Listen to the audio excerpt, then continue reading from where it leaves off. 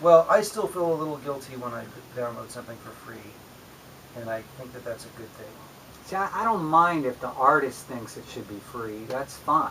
You know, like I make my stuff available free on Reverb Nation. And I really haven't recorded anything that I think is a commercial product yet that deserves mass airplay. But,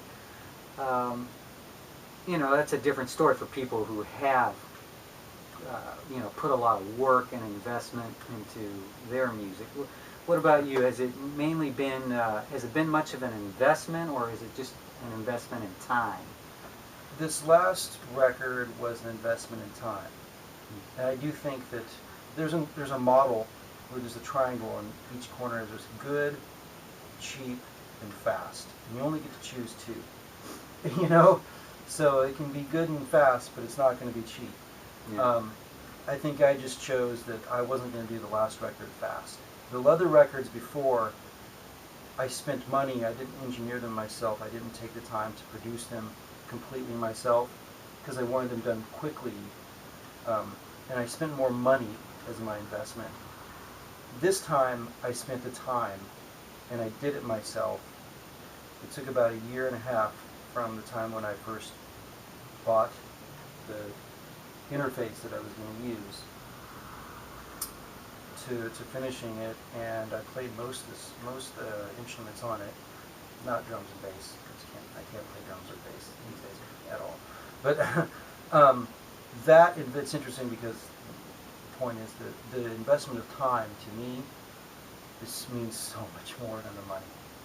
Like this CD means a lot more to me than in the past, and I think it's just because every single note, every track I did myself, and I'm so attached to it. Are you more into the live instrumentation and just doing lots of takes till you get the right one, or do you actually work with the mix?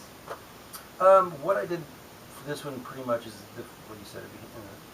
The first thing you said there was where I sat down with like the drums and the bass and the acoustic guitar track, and I would just play a piano part.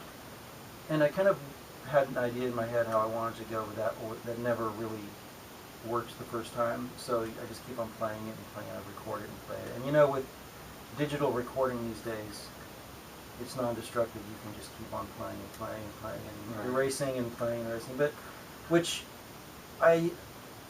my theory in recording, and I stole this from my friend Dave Middleton, who's a fellow Sacramento musician, is that you have to embrace the medium in which you record with. If you're recording with tape, you know, to 2-inch tape, you should probably go in there with the band well rehearsed and just try to get it in a few takes, you know, and like. But if you're going to record digital, then make sure you got the track you want or the take you want, you know, and don't be afraid to do it a bunch of times. I did a lot of takes. See, I recorded at a studio, and this really frustrated me. The producer engineer, and I can do my own stuff. I just don't have the fancy, expensive equipment. But he would take a track and move it to try to fit a certain beat or whatever. Right. And I'm like, that doesn't sound natural to me. Yeah, that's like a judgment call on as an artist, I think, whether or not you want your performance to be manipulated. You know, I guess I know. In that way. Yeah, and I actually think that both opinions are okay. You know, because we listen to a lot of music today that's completely recorded digitally and then put out on CDs, and we listen to it on iTunes, to MP3 players or whatever. And so to think that it's not manipulated digitally at some point, obviously it is. Right. The sound quality, at least. Everything's electronically processed. Right. But yeah, I mean, I admire the purist attitude. There's certain lines I think we all just have that we can't cross. You know, like I don't ever want to have any sort of like auto-tuner thing on my voice. Sounds too fake. Sounds too fake, and it doesn't sound like I'm going to connect with somebody, which is, your voice is the main thing where you're connecting with your melody and lyrics.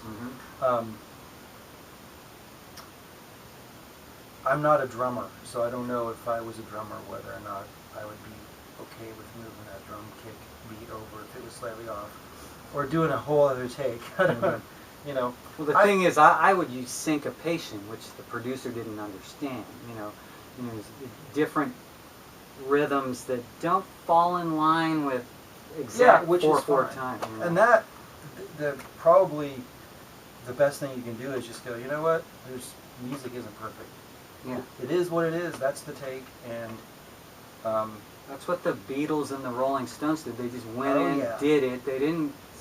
I mean, the Beatles eventually became more like in the studio and did lots of fancy stuff, but at the same time, super creative stuff. Yeah, that music isn't. The recordings aren't pristine.